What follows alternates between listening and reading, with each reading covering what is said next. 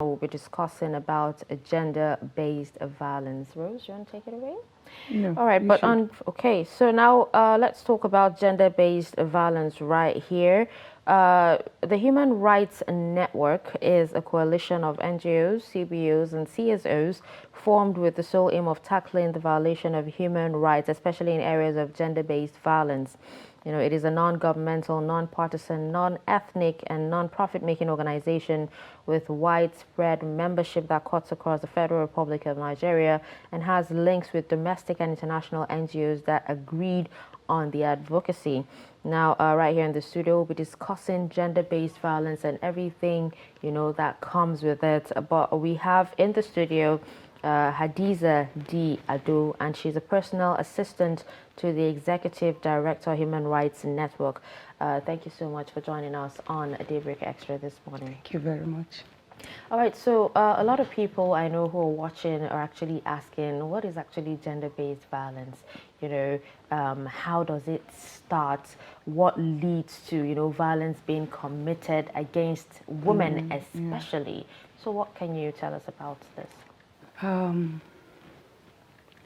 Actually, let me start by saying where the gender-based violence begins.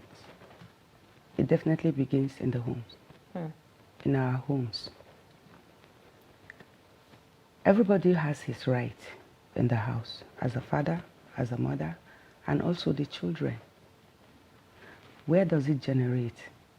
Leaving your rights aside.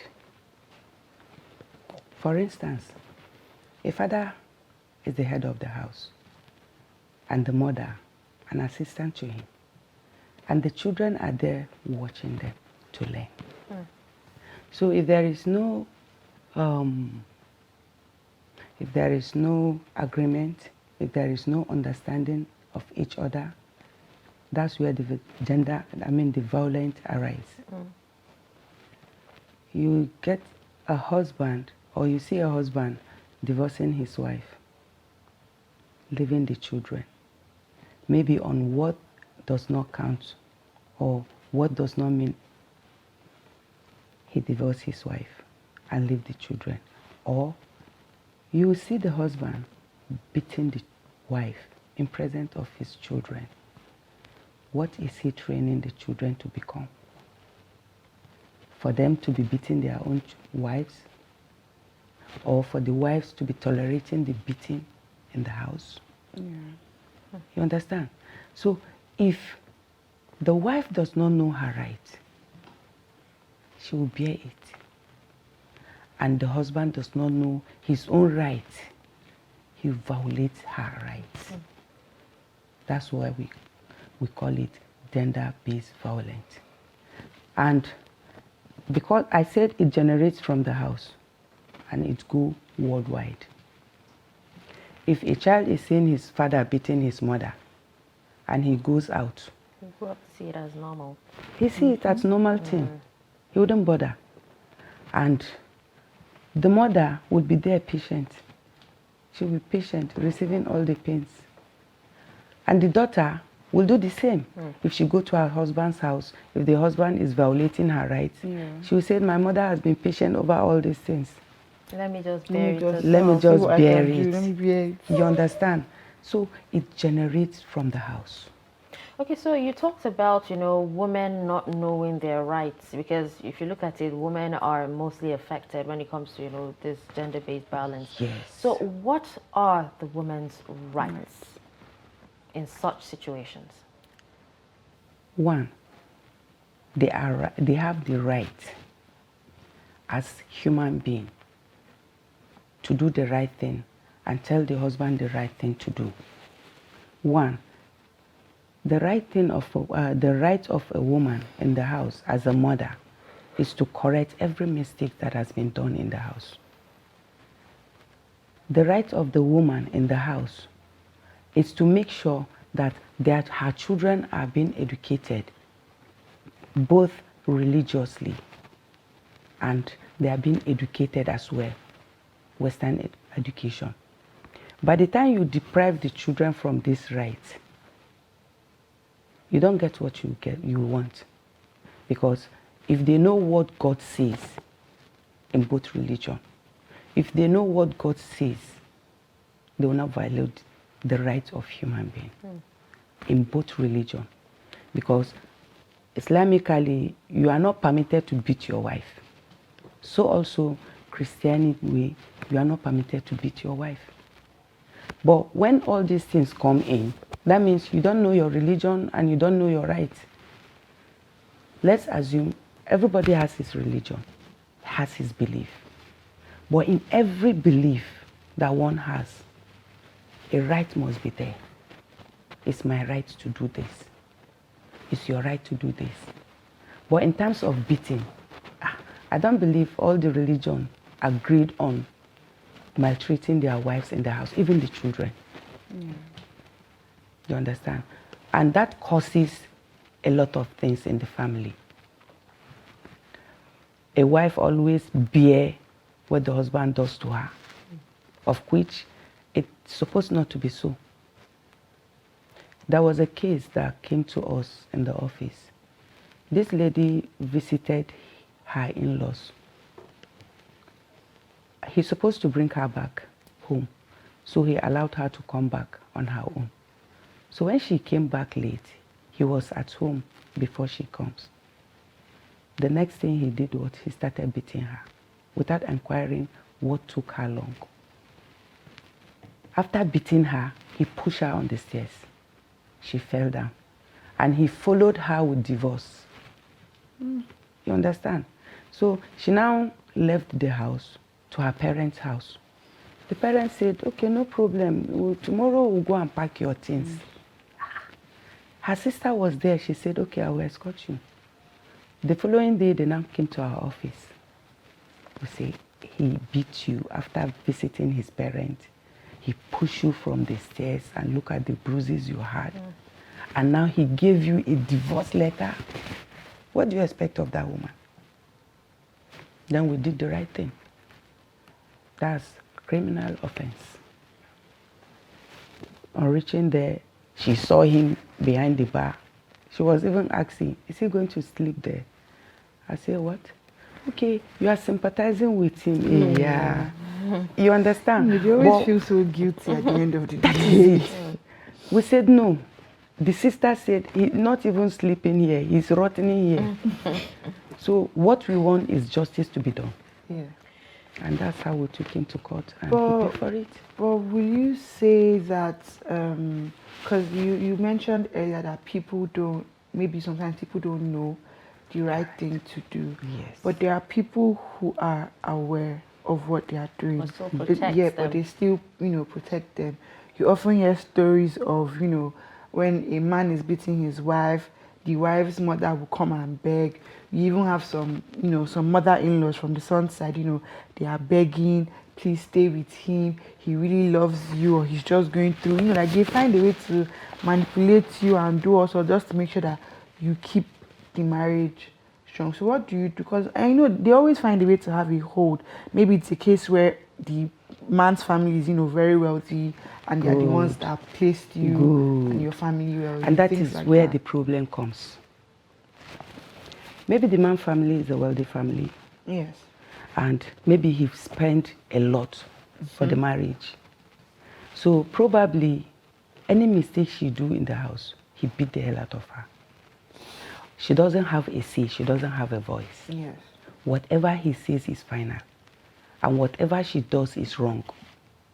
So at the end of the day, after beating her, he will tell her that if you go, your parents will bring you back. Then she is a slave. Yeah. Most women are slaves in their husband's house, in their matrimonial homes. They don't have a voice. They don't have a say. And their hands cannot reach because, like we the Northerners, we believe if you take your husband to court or you take him to the police station, you have disgraced him for life. No. He can kill you and he killed you for life. Well, that's definitely true. That is it. But if you take it out for someone to help you out, probably the man is literate. He doesn't know the right thing to do. Maybe he doesn't know his religion much. if we go out of our religion or culture, no, let's keep culture aside. Our religion, what God says. If we go on that, a wife, as a Christian, it's been said a wife is a good thing. Why would a husband take her to be a slave? A good thing. The man is the head, the wife is the heart. Okay, so how many of such cases, over the years has your organization, had to deal with, and how did it end up for such marriages? I actually want to know what happened. Did they go back to their husbands' houses? did they make Did up their the minds? husbands learn? I want to know. In our office, we take the both parties, and we have to know what the religion says. Like in terms of Islamic, if a wife says she's not marrying her husband, she can take him to court. Or she can tell him, maybe they have phones throughout the night and she just wake up, feel on her own that she don't want the marriage. It's allowed, it's her right. The best thing for the man to do is ask her, what have I done to you? Maybe he's feeding her, he's taking care of her, he's doing all the necessary things for her. But she one day woke up and felt the love is no more there. Instead of cheating on him, she prefer divorce. So the best thing for the man to do is to divorce her. If not so, some cases you normally hear of women killing their husbands, women diss their husbands, generate from that hatred. So you find out that some men are very stubborn. They will say, I will not divorce you. You are not going. You understand? So the good thing for her to do is to go to court, Sharia court. The lawyer will ask, the judge will ask her, what is it? She'll say, no, on my own, I feel like not being with him. Then she has to be divorced, or else. And at times, the man will divorce his wife and pack all the children.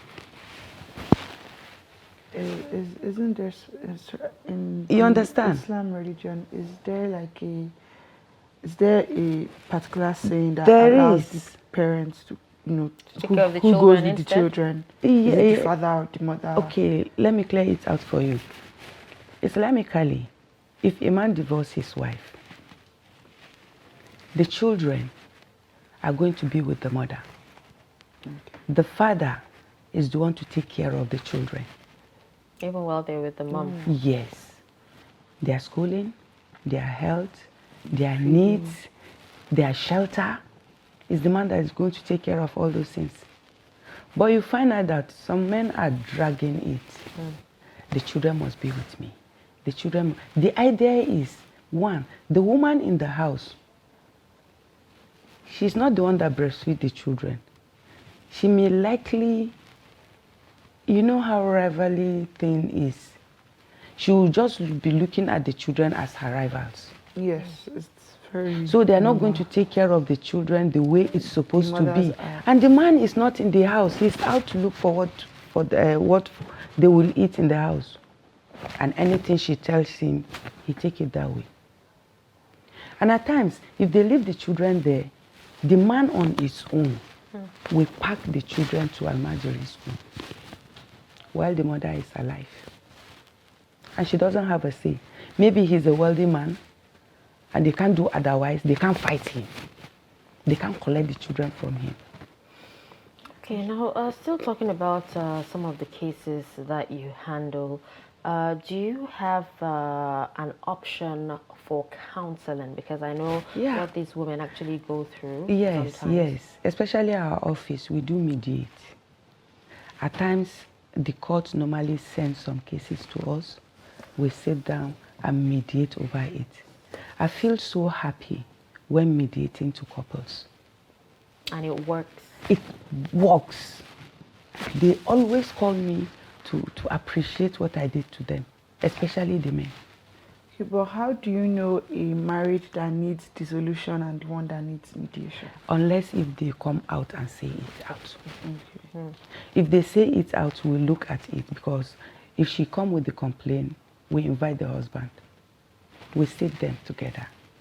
What is the problem? She will narrate everything. But we have rules. Okay. No insultive words. No saying, "Kariya kake." No. All those things. Then we make sure they understand each other, and we make sure we calm their temper. Then we start the question.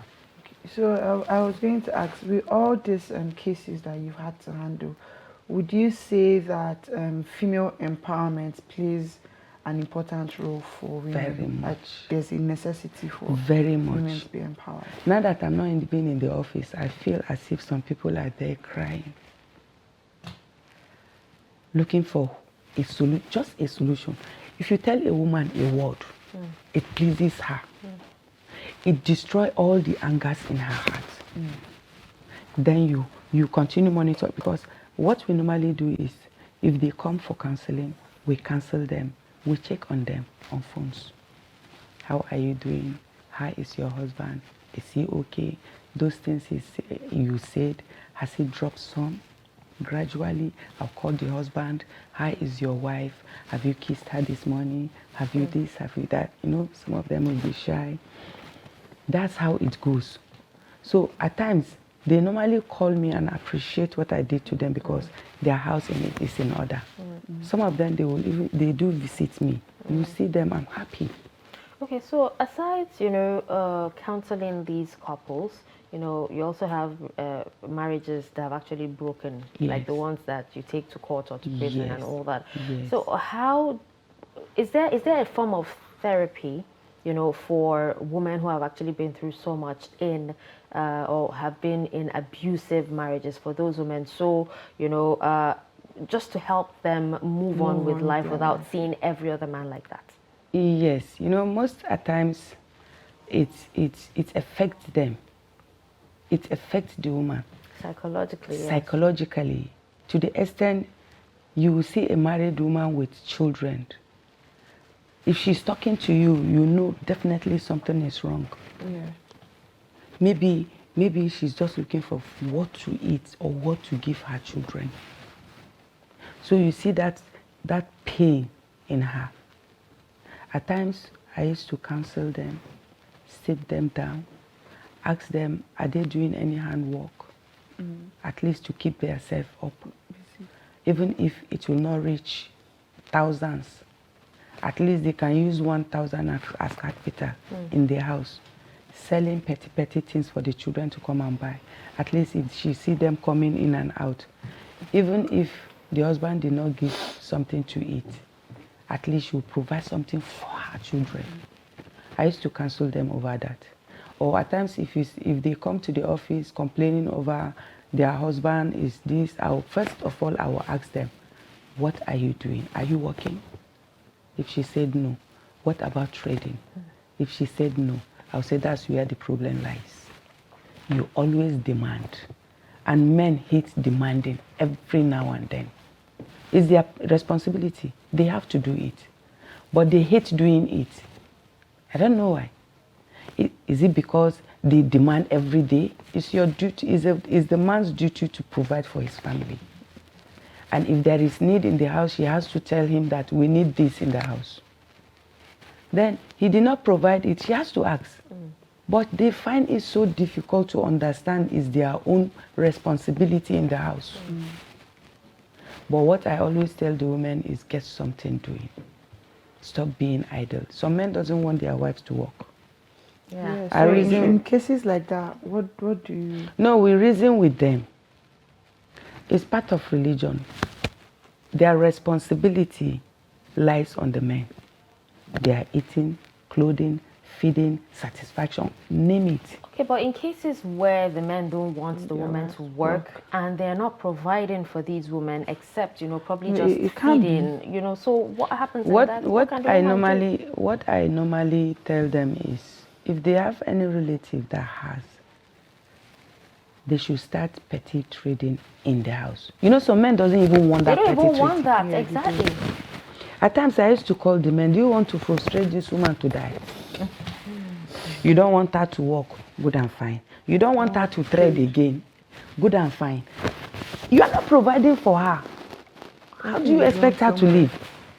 I said, no, just look at it. If it's your daughter that is out there and her husband is like you, how will you feel? I know you will not like it that way. And then even some of them who, even the family members, you know, give them some money. They spend it in the family, Exactly. in the house. And then the husband, it. or the husband even accuses these women of doing something else to get that money. Exactly. They do accuse them of that. We had a case similar to that. But what we normally tell them is, if you have any doubt on your marriage, you know there is no marriage. If you are thinking of maybe your wife is flirting, you are killing your marriage. Just put that trust that she is yours, she is yours. Make her to believe that anywhere she go, she is on her own, but she should protect his marriage. Okay, so have you had cases of men being, you know, at the receiving end of the violence? Okay, so she's laughing. So why is it funny, first of all, and then, you know, tell us how you handle that. If you remember, I said, whenever a woman says, I'm not marrying you, quickly divorce her. Because anything can happen. Anything can happen. At the end of the day, he will be the one that will be pitying again. You understand? We had a case like that. The woman brought him over feeding and schooling of the children. So I called him, we sat and discussed. He openly told me that he doesn't have anything. When he married, he was married to her. They were divorced already when they came. Okay. She came to complain over feeding, that he's not feeding them. And this is the person that break firewood before he see what he will eat. So when I called them, we were discussing, this man was crying. He said, she know when I have. Now that she know I don't have, why is she pressurizing me? They have 3 kids.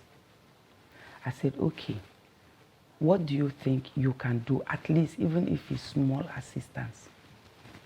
He said, okay, there is a shop close to them that he's asking the children whatever they want, they should go there and collect, because the woman doesn't stay at home always. After some days, the children now came to me. They said, please, we want you to help our father. I said, for what? They said, that money that you do collect and give it to our mother, she's not spending it on us. She's spending it on her own needs. Personal needs. Yes. So tell our father to stop bringing the money. Anytime we are hungry, we will go to his house to cook food. So that he too, because he refused to get married because he doesn't have the money. They say they will sit and cook food for him to eat, and they will eat. Then they will go back to our house.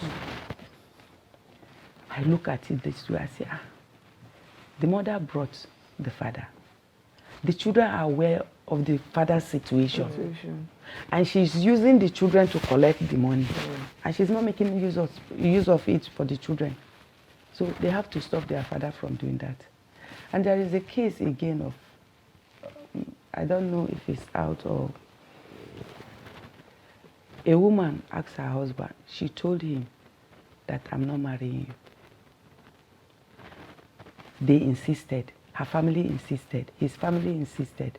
When they got married, they give birth to almost 6 children with the man. He was like, you said you don't love me and you are having children for me. She just looked at him. The baby she was backing is an infant. She lose the baby and throw him away. She said, if this baby will die, I'll be happy because I hate you. That bad. After how many children? So that is why I say whenever a woman says, I don't love you, Oga, just move back. In some cases, it's probably something else, because like her, you know, losing the baby and saying the baby dies. Is it possible that it's even postpartum depression or something? No. Like, she already made it clear she never wanted to marry She this never wanted person. to marry him from the but I don't first think stage. if I don't want to marry somebody, I would not go ahead to have 6 children. But the parents, understand this. Parents. They can't do out of their parents' will. what she said to him is, I obey my parents, but I don't love you. All the children we are giving, I'm doing it for marrying sake. But truly in my heart, I hate you. You know, most parents would actually say, you know, during our time, we didn't even get to know your dad and we lived happily. And lived happily. You know, and that's the blackmail they actually use for these kids And this is what is destroying the children in their married home. The mother will say, when I got married to your father, I don't even know him. Maybe I started my messages in your father's house. It came from your father's house. Yes. So you have to bear it. This is what I want. This is, you understand? It's wrong. Allow the lady to choose. Especially our own children of nowadays. They have their own taste. Yeah. Your own is to guide the child. You love this guy. Okay. What is he doing for a living? Okay. Where will he allow you to go to school? Okay. Will he allow you to work? Okay. Will he allow you to give birth to children? Because there are some men that doesn't want to give birth to children. We have cases like that. They want you to do like proper birth control, plan the children 3 years. This one did not have a child. He married, she's the second wife. The first one is there, she's not giving birth. Every pregnancy they have, they abort it. Yes.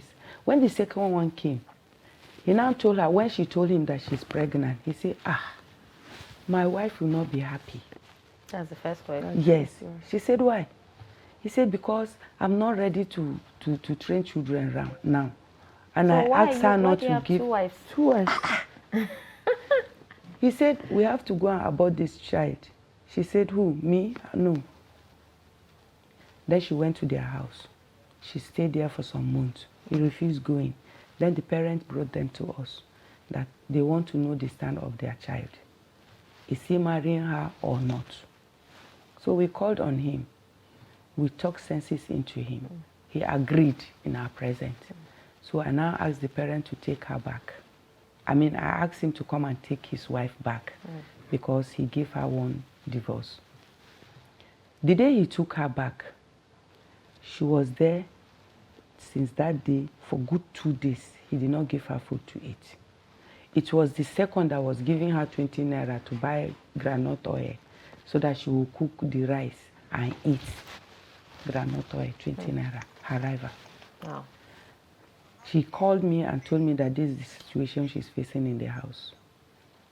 So I said she should be patient, let me call him.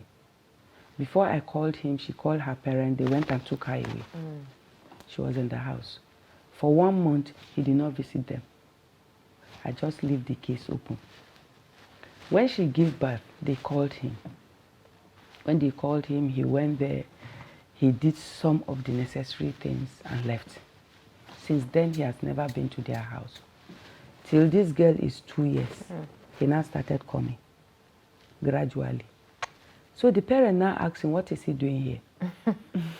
He said, don't he has his... Probably now ready. Yes, I'm her father. I'm her father, that's my child.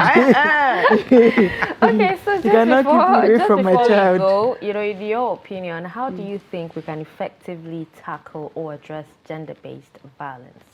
Because we look at it, it is happening everywhere in Nigeria. You know, a lot of, spouses are killing their partners. Yes, you know, a lot of them are running away. Like in 2 weeks alone, I know the number of people that have run away from their husbands' Or people are getting divorced. Exactly. So how do we effectively tackle this? I will still say it again. We have to hold on to our religions, both Christians and Muslims and others. Because I believe in every religion, there is no rule for violence. No rule for that.